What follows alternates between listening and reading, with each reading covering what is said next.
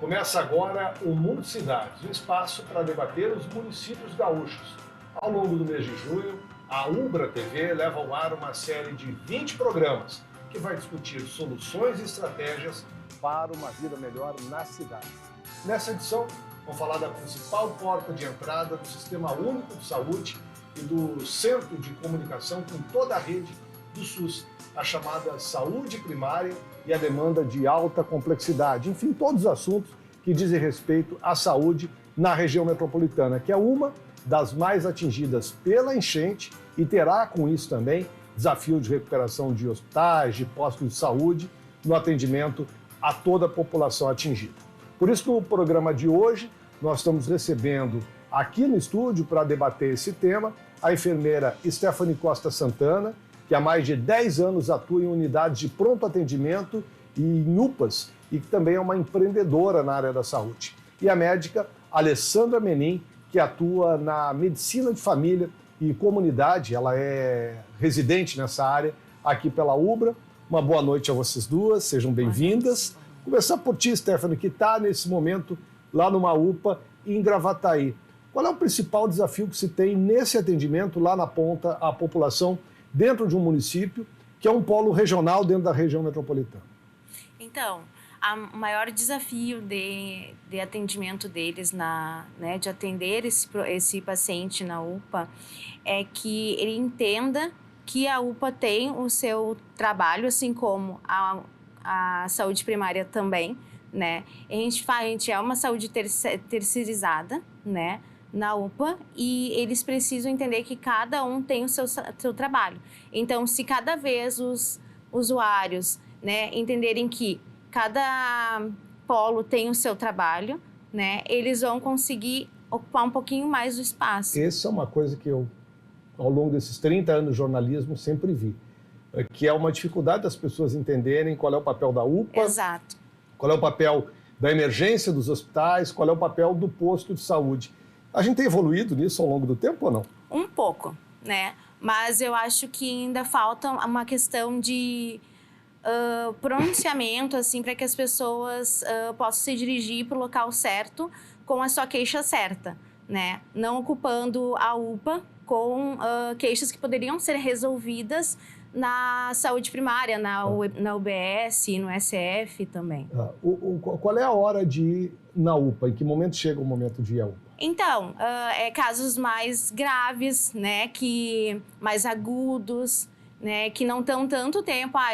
Paciente com uma queixa mais prolongada, tu vai procurar a UBS, que eles vão te dirigir para um atendimento especializado, né, que é diferente do que tu vai procurar na UPA. Vocês lá em Gravataí atendem unicamente Gravataí ou atendem outros municípios também? Outros municípios também, Cachoeirinha, Glorinha e os municípios ao redores, assim. Bom, você falou ISF, o que é o ISF? Na verdade, é a saúde da família, né, e a UBS, que é a unidade básica. Entendi. Saúde da família, que é a tua especialidade, doutora Alessandra. Uma boa noite. Boa noite. Qual é a importância da saúde da família dentro desse contexto da organização do sistema de saúde? Exatamente. Uma boa estratégia da saúde da família, ela vai diminuir essa demanda de UPA, diminuir o nível secundário e terciário, né? O secundário nós temos os ambulatórios, a UPA, e o terciário a gente tem os hospitais. Isso também diminui a questão de investimentos, né? A questão financeira também desonera para essas outras complexidades. Então, a atenção básica responsável é a base, é a porta de entrada da população para o sistema de saúde. Então, um bom médico de família, um bom enfermeiro, técnico de enfermagem, uma equipe multidisciplinar é essencial para a gente conseguir suprir essa demanda. A atenção primária, a estratégia da saúde da família, a gente consegue resolver de 80% até 90% de todas as demandas da população. Qual é o tamanho, o que compõe hoje uma equipe de saúde da família? Vai depender muito do local. Eu atuo hoje a minha equipe, a gente atua na região da Matias Velho. Aqui em Canoas? Aqui em Canoas mesmo. Só a minha equipe tem em torno de 3 a 4 mil pacientes. E o que compõe a equipe? É só médicos, enfermeiros, psicólogos? Como é que ela funciona? Assim, onde eu atuo, a gente tem médico, enfermeiro, técnico de enfermagem e os agentes comunitários. Os agentes comunitários, eu acredito que são a principal base, assim, para a gente ter um contato muito mais próximo com a população. população. Que é o que vai de casa em casa. Exatamente. Então, o agente comunitário é um personagem, assim, essencial Que momento entram os enfermeiros e o médico nesse atendimento? Não só dentro da unidade básica de saúde, mas também na questão de visitas domiciliares, né? Então, o enfermeiro vai realizar também a questão do acolhimento do paciente, ver se vai precisar de uma consulta médica, né? Então, nesse momento, a gente atua para resolver os problemas da população. Nesse momento de pandemia, você atua na Matias, né? Que talvez foi uma das regiões do estado do Rio Grande do Sul mais afetadas pelas enchentes. Como é que se trabalhou nesse período? Porque sempre que se fala na questão da saúde da família, se fala do vínculo, da proximidade dos agentes. E de repente, a população ali da Matias foi dispersa. Exatamente. Então, nós ficamos, como o nosso posto foi atingido pela enchente, a gente ainda não pôde voltar a atuar lá, né? Então, nós fomos realocados em abrigos, aqui em Canoas mesmo. E nesses abrigos, a gente consegue resolver as demandas da população que está no abrigo, né? Exatamente. Mas não daquelas famílias com as quais não vocês daquelas famílias, mas assim, a gente conseguiu, como a gente tem uma boa rede, um bom contato com os agentes comunitários, com o enfermeiro, a gente conseguiu, aos poucos, resolver as demandas da equipe mesmo que à distância, assim. E no abrigo que eu estou hoje, tem vários pacientes que eram meus pacientes na Matias. Então, a gente consegue... Esses mantêm o vínculo aí. A gente conseguiu Mas que em breve isso vai ser refeito, né? Com certeza. Se tiver também a possibilidade das pessoas voltarem para a região, né? Depende das casas nesse momento e tal. Olha, participa conosco também no formato online. Quem já tem acompanhado o Multicidade sabe que a gente agrega também entrevistados que entram através de uma sala virtual. Está conosco a secretária adjunta de Saúde do Estado do Rio Grande do Sul, secretária Ana Costa. Secretária, uma boa noite. Obrigado por estar conosco aqui no Multicidades. Secretária, a gente está falando dessa questão da região metropolitana e da complexidade que é de se organizar esse sistema. A gente tem Porto Alegre, que é um polo estadual, Canoas, Gravataí, Novo Hamburgo, polos regionais, e municípios com pouca estrutura, né, de atendimento, pelo menos das questões mais complexas. Como é que o Estado organiza esta função toda para que o sistema possa funcionar, secretária? Obrigado por estar conosco. Boa noite, eu que agradeço aí a oportunidade, né? Eu acho que a gente tem dois momentos diferentes para falar nisso, né? A situação do Estado, de forma convencional e natural, né? Aí no período até essa enchente, é de uma rede de saúde muito robusta na área da atenção primária, né? Nós temos uma organização estadual, de forma geral, muito boa. Nós não temos nenhum município, mesmo de minúsculo tamanho, com 2.000, 2.500 habitantes, que não tenha unidade de saúde e, às vezes, até alguns atendimentos estendidos. No entanto, hoje a gente vive um momento onde tivemos afetados não só a região altamente afetada, a região metropolitana, e aí leia-se, como já foi dito aqui, Porto Alegre, Canoas, São Leopoldo, Alvorada, Eldorado, Guaíba, né? Toda a região muitíssimo afetada, assim como a região do Vale do Taquari, algumas unidades na região sul e no centro-oeste do estado. Então, neste momento, o estado do Rio Grande do Sul tem buscado fortalecer as formas possíveis de atendimento em cada local. Então, por exemplo, né, vou dar um exemplo prático. Estamos hoje chegando em Eldorado com unidades móveis, já tínhamos feito unidades de saúde para atendimento em locais opcionais, visto que as unidades de saúde foram totalmente desmobilizadas. Então, o Estado tem feito um grande investimento, né, para que sejam recuperados e restabelecidos os atendimentos nas unidades de saúde. Não. Mas, enquanto isso não acontece, é preciso que a rede se reorganize, ou com atendimentos volantes, ou com a busca ativa, né? A colega já citou aí, né, os abrigos, né, em todos os locais onde as pessoas estão, porque essa é a característica da unidade básica de saúde. A senhora traz esses dados, e assim, não bastasse já a complexidade de todo o sistema, que é muito complexo de ser gerido e da colocação, se for falar em internação hospitalar, de vagas de lá para cá, nós ainda tivemos esse agravamento todo com esta questão da inundação, né, que desafia ainda mais o sistema. Tem uma questão emergencial que a senhora aí coloca sobre necessidades e que a Secretaria tem feito rearranjos, e a questão da própria administração desse sistema, que envolve Porto Alegre, envolve o interior do estado, envolve toda a região metropolitana em situações normais. Uma vez normalizado o sistema, secretária Ana Costa, como é que ele funciona? Eu estou tentando fazer aqui um beabá para as pessoas poderem entender o quanto esse sistema é complexo e que quando alguém, por exemplo, lá de Charqueadas, precisa de uma vaga em Porto Alegre, como é que se dá toda a circulação e articulação entre os diferentes agentes desse processo? Então, muito bem, né? O município, em geral, conta com a sua rede básica de assistência, ele busca atender as coisas menos complexas e há necessidade, muitas vezes, dele buscar atendimento em outros municípios, né? Toda vez que isso acontece, há uma rede organizada. Então, existe um documento do Estado que chama-se CIB 50, que são as pactuações que estão registradas ali, dizendo quem atende o quê para quem, né? Então, por exemplo, situações lá numa determinada região podem ser resolvidas dentro da própria região.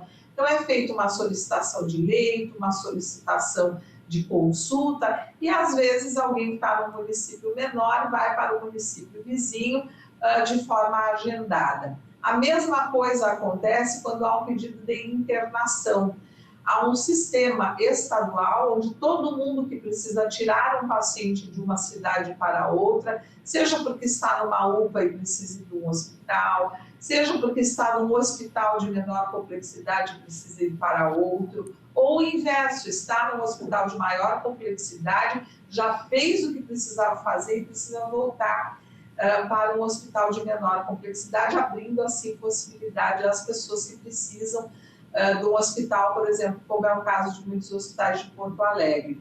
Tudo isso é feito por um sistema chamado gerente. O profissional médico escreve lá, vamos dar um exemplo que fosse eu a paciente, ele escreve no sistema dizendo o que ele precisa, porque, obviamente, aquele local não está capacitado a atender, às vezes isso já é óbvio para o hospital, né? No caso da UPA, por exemplo, ele não é um lugar para internação nem de média nem de alta complexidade, exceto de passagem, né, por períodos curtos, e a gente aguarda aí o aceite dos hospitais e procede às transferências.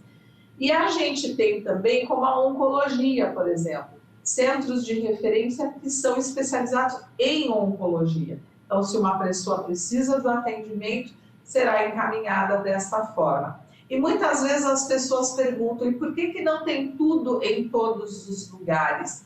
Porque não é possível, por exemplo, não se faz transplante em todos os lugares.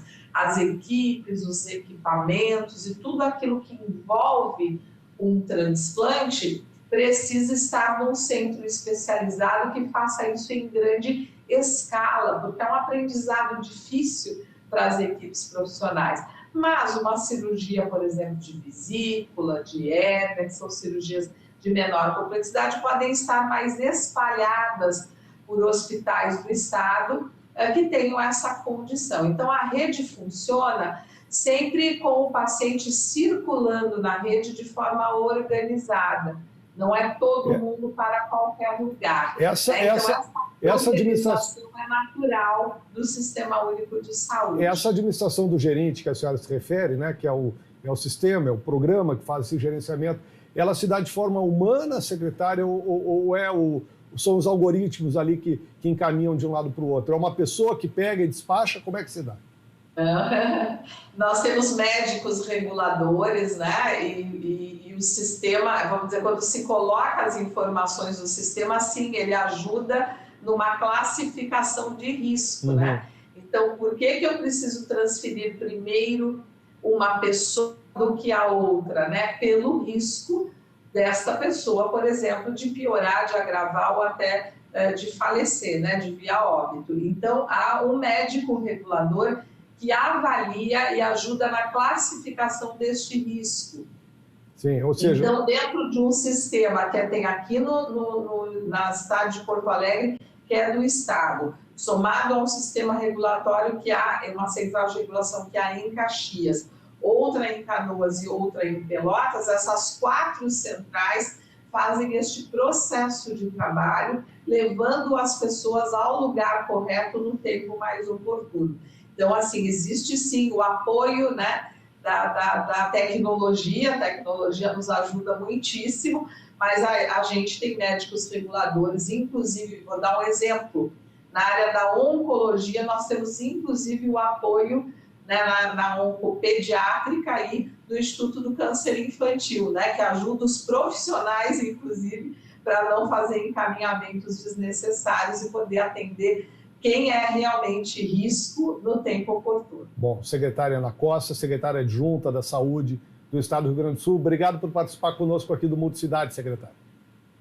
Eu que agradeço, espero que a gente se restabeleça aí e volte a uma situação mais normalizada, que todo mundo aí tenha muita resiliência e que o SUS, por ser essa rede forte, assim se mantenha. Obrigado, secretária Ana Costa, secretária adjunta da Saúde aqui do Estado do Rio Grande do Sul. Eu estou junto com a doutora Alessandra, com a Stephanie aqui no estúdio. Stephanie, na UPA, como é que se dá esses encaminhamentos para outros locais, hein? Eu quero saber na ponta o que a secretária Ana Costa acabou de nos relatar aqui. Sim, exatamente como ela falou, o gerente, né, que é a regulação de leitos do Estado. Então, se um paciente na UPA que deveria ficar 24 horas no máximo, né, e depois ser transferido. Então, a gente tenta com maior brevidade realizar essa transferência. Me pega um caso lá do dia a dia, assim, que você tem em mente, assim, o senhor fulano, não precisa dar o nome dele, porque tem que manter o paciente. Me conta a história dele e como é que se deu esses encaminhamentos. E um paciente que tem uma pancreatite, por acaso, por exemplo. Ele não é uma transferência que tem que ser de emergência, imediata, para um hospital, porém ele precisa ser transferido em algum momento. Ele vai iniciar com antibióticos, enfim, até conseguir esse leito lá. Ele vai ser colocado... Mas na entrada dele, vocês já pedem o leito? E ficam tratando na UPA? Sim, a partir do momento que o médico fez exames e tudo e constatou que ele precisa internar e fazer um tratamento mais intensivo, assim, no caso de com antibióticos, outros medicamentos, ele vai pegar o gerente, vai cadastrar todo esse paciente com o cartão SUS, o seu CPF, vai aparecer tudo ali e vai botar todos os sinais, sintomas desse paciente e vai colocar a classificação de risco também para que o médico, o regulador lá do gerente, possa fazer essa adaptação para onde ele vai encaminhar esse paciente, né? E também depende de qual hospital vai ter uma vaga para esse paciente ser aceito, né? Então, ele fica ali aguardando até um hospital ter uma vaga para ele. Pode ser qualquer hospital do estado, porém, a preferência é o hospital de referência do município. Doutora Alessandra, em que momento que os médicos se apaixonam pela saúde da família, por essa vida dentro do Sistema Único de Saúde? Porque é uma vocação também para atuar nessa área. Sim. Então, acredito que é muito a questão da medicina centrada na pessoa e não na doença, né? Então, a gente atua na pessoa como um ser biopsicossocial e todo aquele meio que ela vive. A gente avalia todos os riscos que ela tem de precisar também de uma atenção secundária ou terciária. A gente tenta evitar que isso aconteça na atenção básica. Então, a medicina centrada na pessoa, acredito que seja de extrema resolutividade para o paciente. Isso significa essa proximidade, de fato. Né? Exatamente, ver o indivíduo como um todo, não ver só a questão, só o coração ali, só a questão do diabetes, a gente vê como um todo, só a questão da saúde mental. Não, a gente vai ver saúde mental, a gente vai ver risco de hipertensão, risco de diabetes, então todas as questões que... Você me relatou aqui, quando a gente estava conversando antes do programa entrar no ar, você já atuou em pós-saúde em Porto Alegre, em Garopaba, e agora está fazendo sua residência em saúde da família aqui em Canoas. Tem diferença de um local para o outro essa atuação? Ou o sistema, já que ele é único, ele consegue ter uma padronização no país?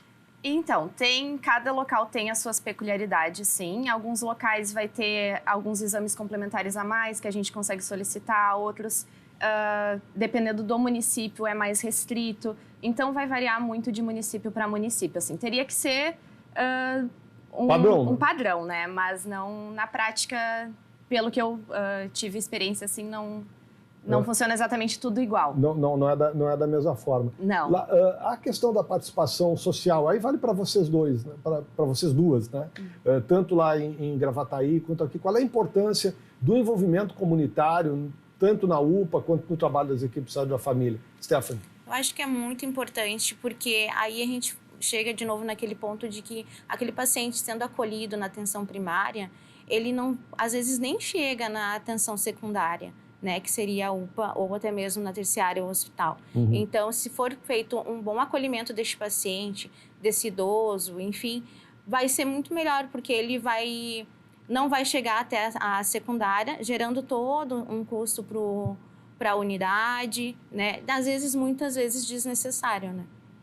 Mas aí, se houver um envolvimento comunitário, conselho de saúde, orçamento participativo, você consegue espalhar essas questões. Com certeza, porque a gente tem muita questão assim, paciente com vulnerabilidade social na UPA, então a gente precisa muito da questão trabalhada com a saúde do idoso, com o conselho do idoso, né, até com a questão de saúde mental, a gente tem muitos pacientes com a questão de saúde mental na UPA. Deve ter aumentado agora, nesse momento, de uma maneira... Exatamente, então a gente precisa de um aporte, assim, por exemplo, um centro especializado, né, que estivesse para a saúde mental. Seria ótimo para esses usuários, porque eles são na verdade, eles são um quantitativo muito maior na UPA hoje, né, então... Doutora Alessandra, essa questão que envolve a participação da comunidade, por que me veio essa pergunta em mente? Deixa eu clarear, assim, havia um senhor já falecido, seu Jader Martins, que foi conselheiro da saúde em Porto Alegre e foi conselheiro da saúde em Garopaba, onde você trabalhou. Então, o senhor Jader, é homenagem ao senhor, né? O senhor já faleceu, que eu estou lhe fazendo essa pergunta, assim, qual é a importância desses conselhos, desse envolvimento da população nas estratégias de saúde? Então, acredito que a comunidade, cada local vai ter seu desafio, suas peculiaridades, né, suas demandas. Então, a comunidade é muito importante que eles sejam engajados. Você sentia a diferença entre essas cidades que você trabalhou? Sim, tem bastante diferença. Hoje atuamos numa população bem mais vulnerável, assim, né? Então, cada população vai ter realmente suas peculiaridades, assim, e cabe muito à população também exigir cada vez um atendimento também melhor, mais eficaz. E também cabe aos profissionais da saúde, educação em saúde, educar o paciente para que busque o atendimento que precisa, né? Vocês já falaram algumas vezes aqui, atenção primária, secundária, terciária. Eu queria esmiuçar um pouquinho esse processo, porque já refiro aqui, sempre a diferença, as pessoas nunca sabiam, pelo menos, onde recorrer. Eu espero que a gente, aos poucos, a comunicação também transfira isso. O que é a atenção primária? Como é que eu classifico ela? Pode falar. Quem queira. A atenção primária, né, que é onde tu mais atua, assim, mas seria os postos de saúde, os atendimentos domiciliares. Eu tô com mal-estar, vou ao posto de saúde. Exatamente. Uma febrezinha baixa, levinho, vou ao posto de saúde. Uma diarreia, um vômito que iniciou a recém, assim, tu vai no posto de saúde. Preciso desencravar minha unha, eu vou no posto de saúde para ter um encaminhamento para um outro local para realizar o procedimento. E o secundário? O secundário seria a UPA, né? Onde a gente vai atender esse paciente que está com uma queixa um pouco mais aguda, né? E talvez, quem sabe, ter que encaminhar para uma internação. Que aí vem o atendimento terciário. Exatamente.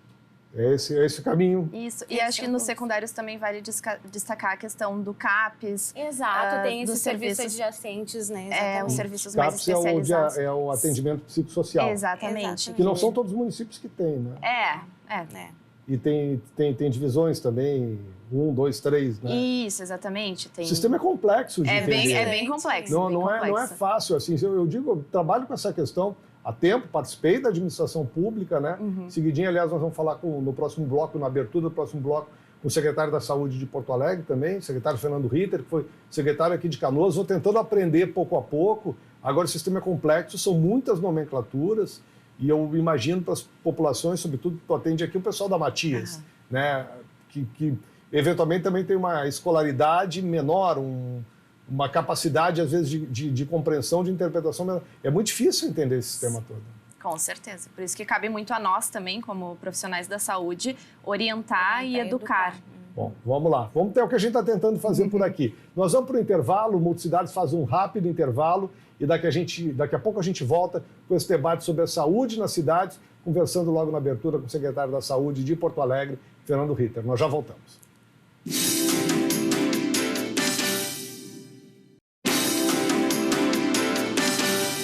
Estamos de volta com Multicidades, que nessa edição fala sobre saúde, né? Estou recebendo aqui no estúdio a doutora Alessandra, a Stephanie. A Alessandra trabalha com saúde da família, a Stephanie na UPA de Gravataí está aqui conosco, e agora também se conecta de forma virtual o secretário da Saúde de Porto Alegre, Fernando Ritter, que já esteve à frente também aqui da Secretaria Municipal de Saúde em Canoas e também em Porto Alegre, já atua na vigilância em saúde, enfim, tem uma ampla trajetória. Você é dentista de formação, né, Fernando? Odontólogo, né? E eu estou aqui, então, com uma... Eu acho importante dizer isso pela complexidade do tema. Eu estou aqui com uma médica, uma enfermeira e um odontólogo, que hoje é secretário da Saúde de Porto Alegre. Estava falando no primeiro bloco, Fernando, com a secretária Ana Costa, secretária adjunta do Estado, sobre a complexidade de gerir esse sistema que tem Porto Alegre como um polo, mas envolve muitas outras cidades distintas, né? E tu tens a responsabilidade de tratar do sistema de saúde de Porto Alegre, que atende não só o porto-alegrense, mas também cidadãos de outras cidades que buscam a capital para o atendimento. Queria que tu falasse um pouco sobre essa dificuldade e complexidade, Fernando. Uma boa noite. Olá, satisfação, André, poder estar conversando contigo aí. Um abraço especial aos colegas que estão aí falando um pouquinho. Eu estava ouvindo elas falar o papel da atenção primária em saúde, e é obviamente que, como profissional servidor já há bastante tempo e também como professor, eu queria só complementar o que elas estão colocando ali. Essa rede, né, ela é regionalizada e nós temos graus de complexidade. Isso não quer dizer que seja mais fácil ou menos fácil, porque para mim, como profissional que atuou há mais de 10 anos na atenção primária em saúde, muitas vezes tu fazer um diagnóstico com menos tecnologias duras do que tu às vezes está no hospital não é uma tarefa muito fácil. A gente tem que fazer às vezes por exclusão, e essa é a magia da atenção primária em saúde, né? Então as nossas unidades de saúde, os nossos pós-saúde, as nossas clínicas de saúde da família é o primeiro contato, né? A gente sempre diz que a atenção primária ela tem alguns atributos. O primeiro é o acesso ao cuidado, e nós estamos cada vez mais precisando a atenção primária de saúde. Hoje nós conseguimos fazer muitas coisas, resolve de 80% a 95% dos casos. Nossos indicadores aqui em saúde de Porto Alegre mostram claramente que algumas unidades de saúde, todas as pessoas que procuram unidade de saúde, 90% delas não são encaminhadas para outro ponto da rede, seja ele um ponto de urgência, seja ele um nível secundário de atenção, onde tem outros tipos de especialistas, porque nós temos especialistas na atenção primária de saúde, são profissionais especializados em atenção primária de saúde. A gente vê aí, então, que são médicos de família, são dentistas com especialização em saúde da família, e enfermeiros com especialização em saúde da família, além de técnicos. Todo esse processo de educação permanente que a gente faz nas unidades de saúde é para a gente poder dar acesso, para a gente ter longitudinalidade do cuidado, para a gente acompanhar ao longo do tempo, para a gente poder fazer todos os processos de coordenação, lembrando que sempre o ponto de referência vai ser a unidade de saúde. Ele vai para outro local, vai para um hospital, vai para um centro de especialidade, vai para uma UPA, para um atendimento de urgência, pontualmente, lembrando que a atenção primária também faz atendimento de urgência, ela também faz atendimentos de saúde especializados muitas vezes, nós temos práticas integrativas e complementares, enfim, né? A gente investiu muito, né? Porto Alegre tem 84% de cobertura de atenção primária em saúde, né? Hoje nós temos um gargalo, que é a atenção especializada. Eu vi ali para a gente falar sobre os nossos sistemas de regulação, o Gerint, GERCOM.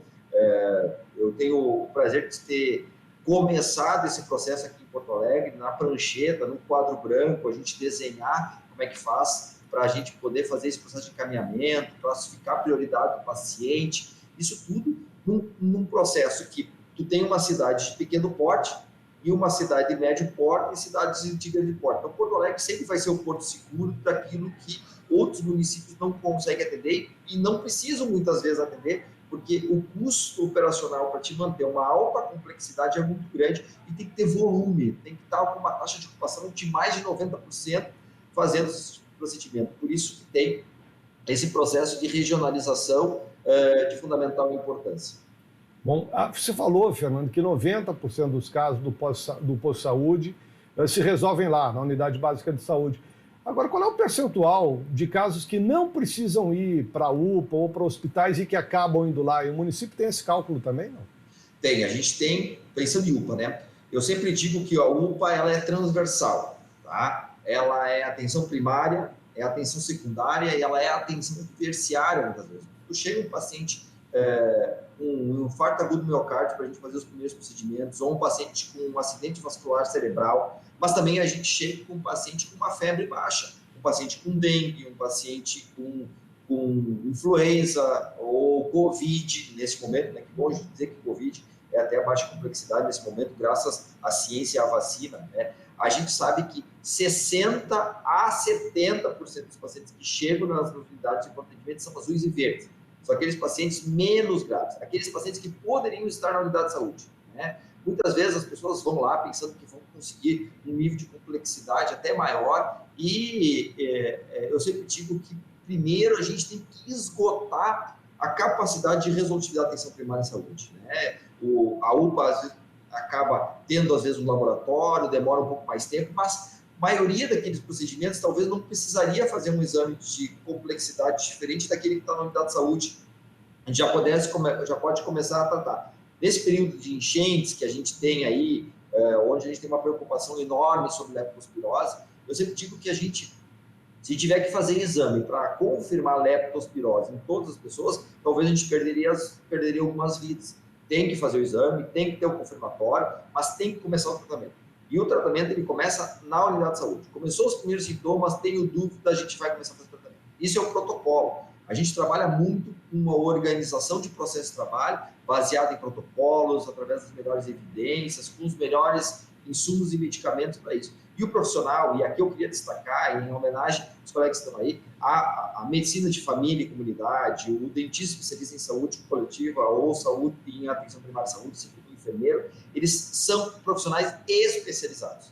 E eles são muito mais resolutivos pelo volume de pessoas que eles acabam atendendo do que muitas vezes um profissional que está lá num outro ponto da rede, como um hospital, atendendo uma especialidade diversa, tá? Então, eu diria que esses pacientes que estão hoje nas emergências, muitas vezes não precisariam estar. A atenção primária consegue resolver. Ela consegue resolver graus de complexidades hoje muito altos e isso faz com que a gente pudesse reorganizar a rede, por isso a gente pede. Primeiro, esgote a possibilidade de cuidar da atenção primária, isso é de fundamental importância.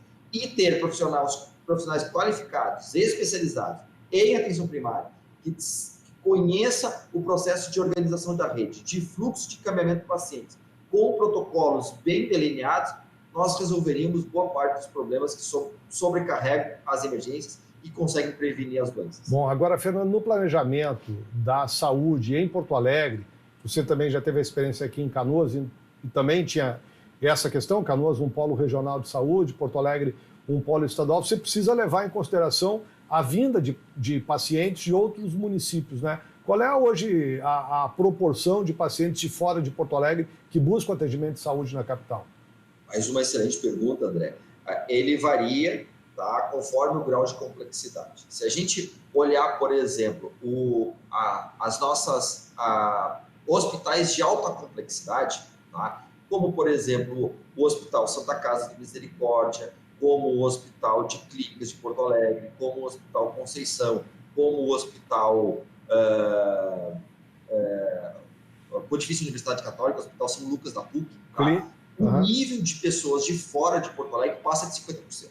Tá? Isso mostra que as pessoas vêm a Porto Alegre, muitas vezes não precisariam estar aqui, outros obrigatoriamente precisam estar aqui, e o que a gente pede sempre é que aquele paciente menos grave procure primeiro, esgote a possibilidade de cuidado longitudinal ou pontual dentro do seu município ou da sua referência. Canoas, como vocês colocaram aqui, né? Tive a oportunidade de ser gestor em Canoas, fiquei 4 anos trabalhando também, coordenando o processo de atenção primária à saúde. É o segundo maior polo de saúde. Gravataí, aqui, a colega aqui, Gravataí é um dos maiores polos também de saúde, que tem aí várias unidades de saúde, um trabalho fantástico sendo feito pela prefeitura de qualificação de estrutura, de processos, dentro das unidades de saúde, e UPAs e hospitais hoje interligados, gerenciados pela Santa Casa de Porto Alegre, mostra que a gente precisa obrigatoriamente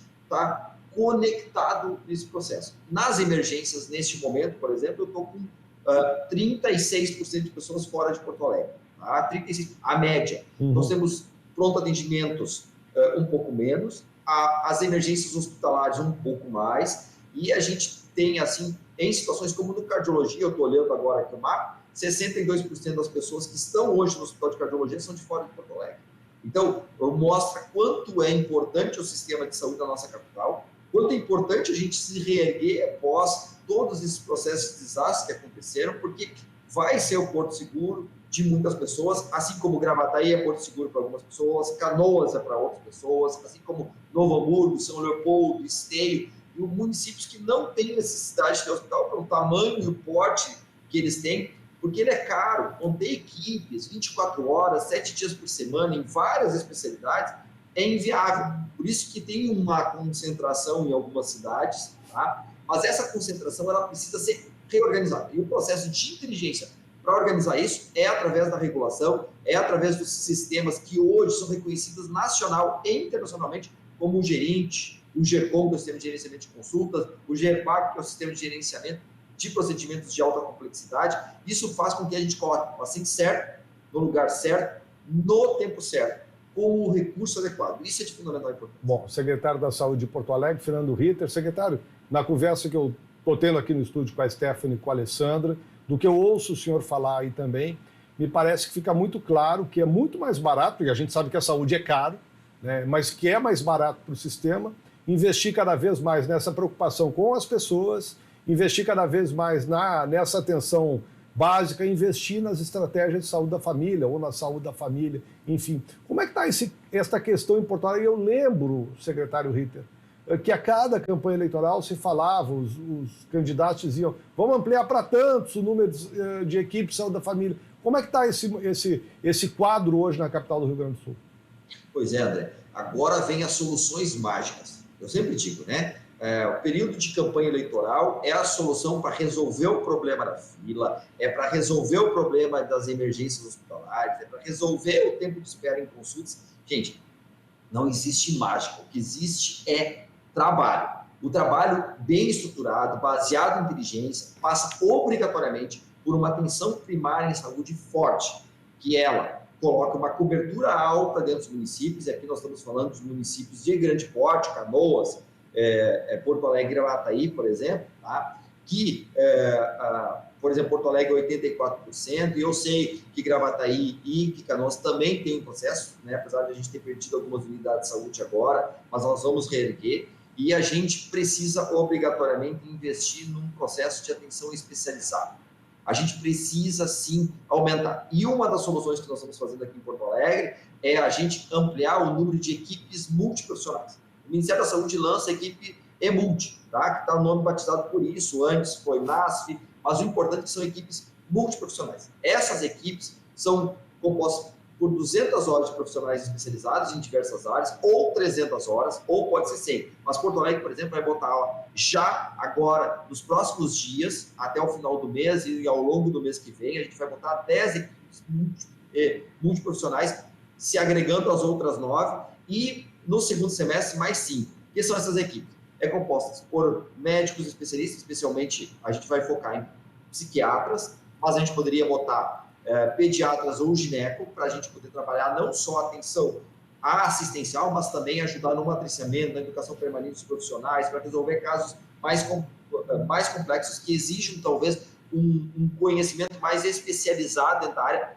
mas dentro da unidade de saúde. Isso que é o importante a gente frisar, tá? Essa equipe também vai ser composta por psicólogos, nutricionistas, terapeutas ocupacionais, fisioterapeuta, educador físico, e se eu esqueci algum, me perdoe, mas são essas que são áreas específicas, e o que a gente quer é que essas pessoas estejam dentro da unidade de saúde.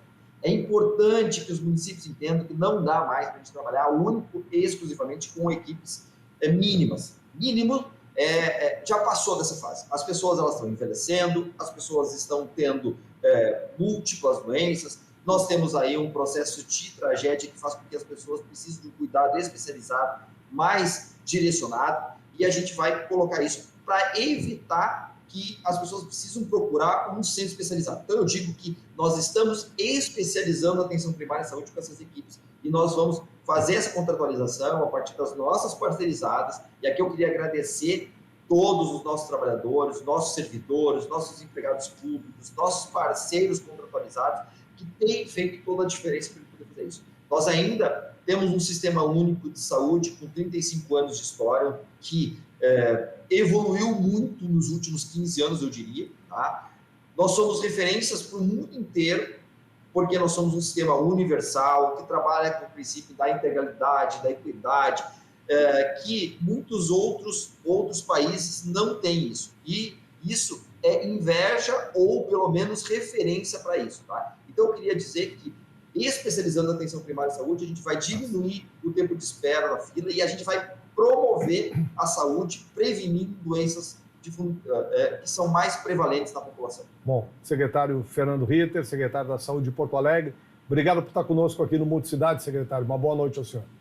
Obrigado, um grande abraço aí para vocês, tá bem? Obrigado, secretário Fernando Ritter, falando um ponto que é muito importante, que é essa questão do atendimento lá na ponta. Queria, doutora Alessandra, que você faça um pouquinho da rotina das equipes de saúde.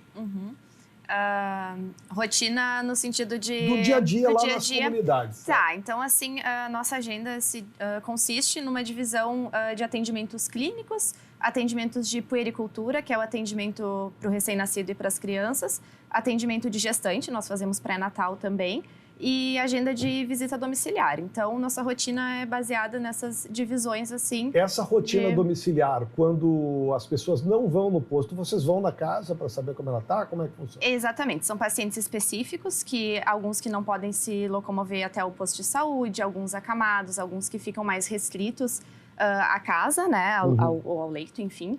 E, então, daqueles que tem alguma dificuldade de mobilidade. Exatamente, dificuldade de mobilidade. E então nós vamos até a casa deles. Pelo menos cada médico na nossa unidade, a gente tem um turno por semana que a gente faz as visitas domiciliares. Eu gosto muito da visita domiciliar e acredito que é um bom meio para tu conseguir entender mais sobre a realidade do paciente. A gente vai à casa do paciente, a gente entende a comunidade como um todo, além do paciente como um todo. Então, a gente entende ele inserido ali naquele meio, como mora. Tem um caso que a gente não falou aqui, não vai ser a pauta específica do programa, mas bem importante, porque o Conselho de Arquitetura e Urbanismo trabalha nesse sentido, que é conhecer a casa da pessoa, né? Porque a casa também adoece, né? Uma casa sem ventilação adequada, sem iluminação adequada. E agora, sobretudo, nesse período pós-enchente, nós vamos ter casas doentes também, né, que contribuem para a doença, nesse sentido, para a doença humana, nesse caso. Exatamente. Então, conhecendo a casa do paciente, conhecendo as pessoas que compõem aquela família, né, a gente consegue ter um panorama maior do que a gente consegue intervir, quais riscos que a gente pode analisar para conseguir intervir melhor na saúde, promover saúde e prevenir doenças. E, Stephanie, tem vínculo desse atendimento das famílias com a UPA? Ou seja, quando alguém chega na UPA, vocês vão buscar essa equipe que atende essas pessoas? Como é que se dá esse contato?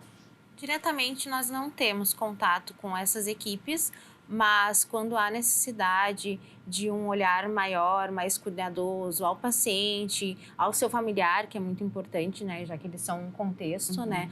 Então, a gente busca assistência social que faz esse intermédio, né, entre o paciente estar com aquela necessidade na UPA e como que a gente vai realocar esse paciente depois desse atendimento na UPA. Um paciente idoso com vulnerabilidade, a família não tem como sustentar esse idoso em casa, então a gente vai buscar o conselho do idoso, né, ou até mesmo pacientes com a questão vulnerabilidade social mesmo, a assistência social vai nos auxiliar também. Nós temos hoje todas as informações de um paciente disponíveis de uma maneira online, onde ele for buscar o atendimento. Se você lá em Gravataí, vamos supor que eu estou em Gravataí, preciso de um atendimento e entro lá na UPA, vocês têm como buscar meus dados, minhas doenças, ou vai ser anamnese ali no local. Na rede ali de Gravataí, sim. Né? Dentro do município. Exatamente. As UPAs, as 2 UPAs de Gravataí, com as UBSs, com os centros de especialidades, eles usam o mesmo sistema, onde a gente consegue ver o histórico. O paciente consultou na UBS,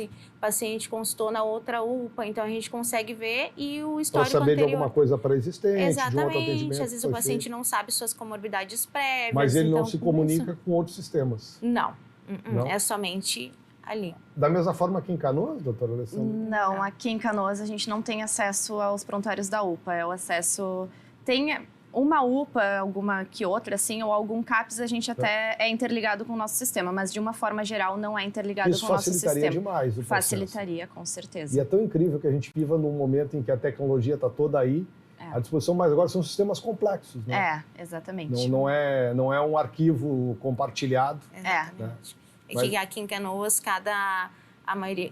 Você trabalhou em Canoas também, né? Sim, trabalhei em Canoas. Por isso também tem exatamente. E mora em Canoas. E mora em Canoas. Então, aqui em Canoas, assim, quem administra o hospital quem administra o outro hospital é outra gestão. Então, por isso que não há essa interligação de sistemas, assim.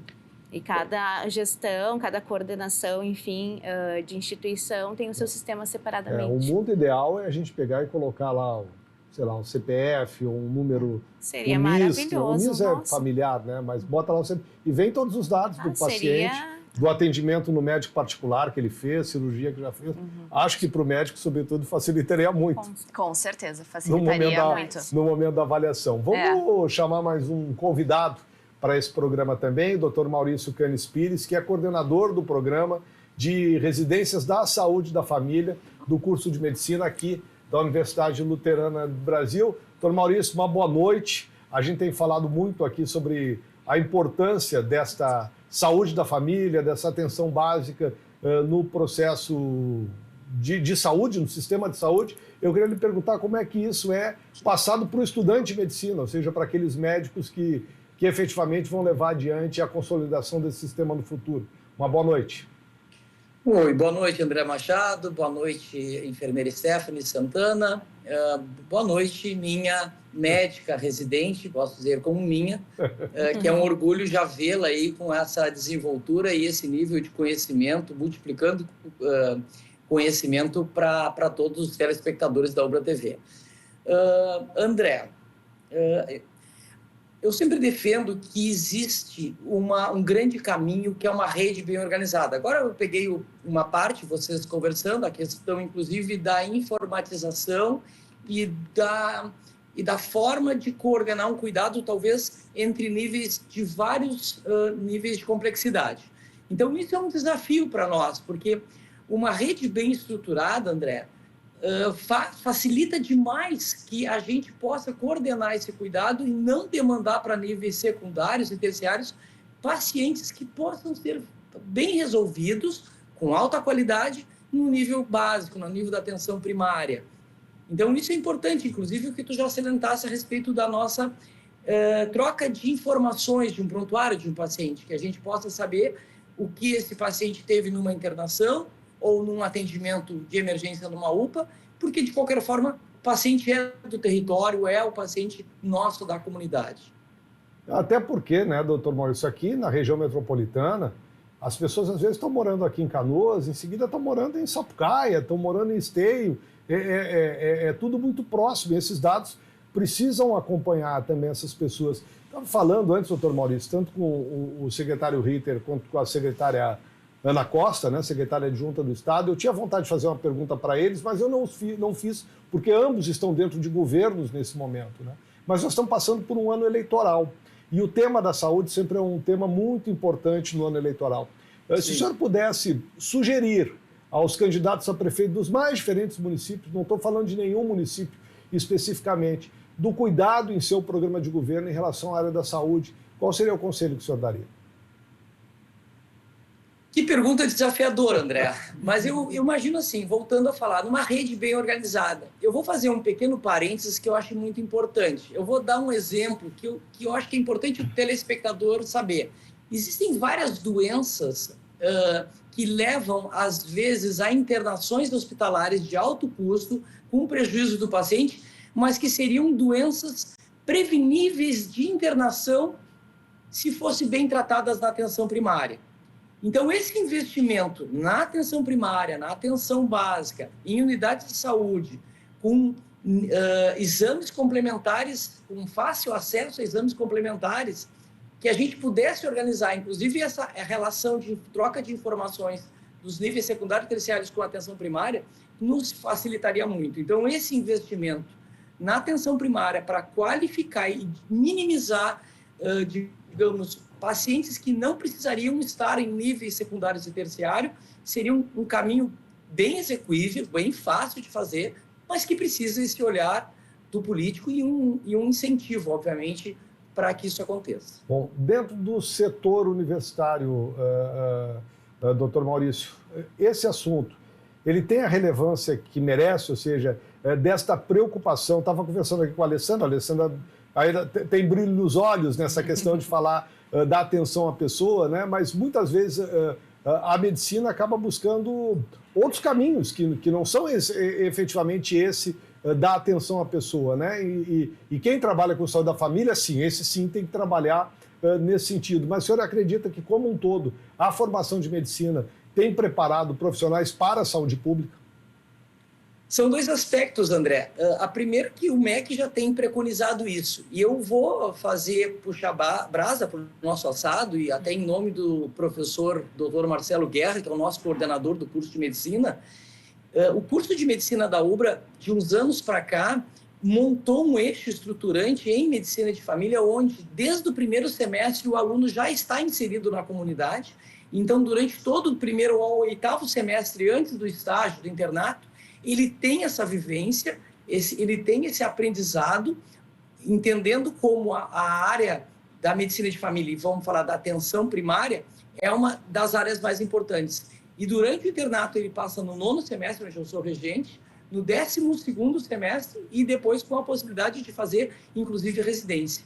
A Alessandra não é por acaso que ela está aí hoje, realmente ela tem o brilho nos olhos, que talvez eu tinha 30 anos quando eu me formei e fiz, na época, chamada Medicina Geral e Comunitária, e ela entende, vê isso desde da graduação, que ela é uma egressa da nossa universidade como aluna, e também agora como uma pós-graduanda, uma residente que está aí vendo o quanto a UBRA mostrou para ela que é um caminho muito legal para ela trabalhar e poder, obviamente, ser, digamos, uma excelente profissional. Tá certo. Doutor Maurício, obrigado por estar conosco aqui no Mundo Cidades nessa noite. Muito obrigado pela entrevista, uma boa noite. Eu agradeço a todos. Muito obrigado, André, pela possibilidade de falar. Fico à disposição sempre. Uma boa noite para todos os telespectadores da UBRA TV. Obrigado. A gente está se aproximando já do final do programa. Queria, Stephanie, saber se vale a pena estar na ponta, se vale a pena esse esforço todo, se vale a pena, e eu imagino que tem os xingamentos que você deve receber lá na UPA, você e os profissionais, porque a questão da saúde, ela, em geral, ela é muito tensa também. Exato. Em relação, às vezes, à demora do atendimento das pessoas. Vale a pena, Stephanie? Mesmo com tudo isso, a gente sabe que ninguém está lá dentro da UPA porque quer, né? Porque são doentes, estão precisando do nosso atendimento. Então, a gente muito entende o familiar e o paciente. Vale sim a pena, porque eu falo pessoalmente, né? Porque eu sou apaixonada pela enfermagem, por esse atendimento com frente a frente ao paciente o tempo todo, né? Então, foi assim... O enfermeiro tem um quê de carinho, né? Com certeza. Tem muito médico carinhoso também, mas o enfermeiro, em geral, ele é mais afetivo. O médico precisa manter um certo distanciamento ali. Exatamente. E mesmo assim, a gente tem uns, assim, que nasceram para aquilo, tanto os médicos quanto a equipe de enfermagem, né? Os enfermeiros, os técnicos, né? Que fazem um trabalho maravilhoso. A gente sabe que tem essas questões de quadros de funcionários, um fluxo muito aumentado de pacientes, mas a gente tenta, com tudo isso, né, oferecer um maior suporte e carinho e todo o trabalho para o paciente. E sim, vale muito a pena. Doutora Alessandra, tem valido a pena, doutora Alessandra? Com certeza. Como a Stephanie falou, é realmente isso, assim, muitas vezes nós somos xingados, exato, né? A demanda realmente é muito alta, mas Vocês compensa. Vocês xingam também, não? Eu não. Eu não Mas costumo... nos governos, esse secretário disse que ia mandar e não mandou. Tal. Tem uma horinha sim, que deve dar uma coisinha assim. Pensamento. Com certeza. Em pensamento, às vezes sim. Mas acredito que a troca positiva, o vínculo com os pacientes ainda é maior do que tudo isso, então vale muito a pena. Que é esse contato dia a dia, né? Eu falei da questão do enfermeiro, o enfermeiro está muito próximo ali, né? Na prescrição, mas o médico é fundamental e um olhar médico franco também, né? No momento do tratamento da doença faz toda a diferença. Aliás, não é do tratamento da doença, né? Da promoção à saúde. Exatamente. Né? A gente precisa mudar a maneira de pensar sobre esses temas aí. Stephanie, muito obrigado por estar aqui, né? Em teu nome, agradecimento a todas as enfermeiras. Da mesma maneira, agradecimento a todos os médicos, doutor Alessandro. Parabéns pelo trabalho de vocês, né? Muito obrigado também aos participantes que estiveram conosco nesse programa de forma virtual. O Mundo Cidade de hoje fica por aqui. Lembrando que você pode enviar a sua sugestão ou comentário pelo nosso WhatsApp, que é o 51 995 88 2374. Uma boa noite para você.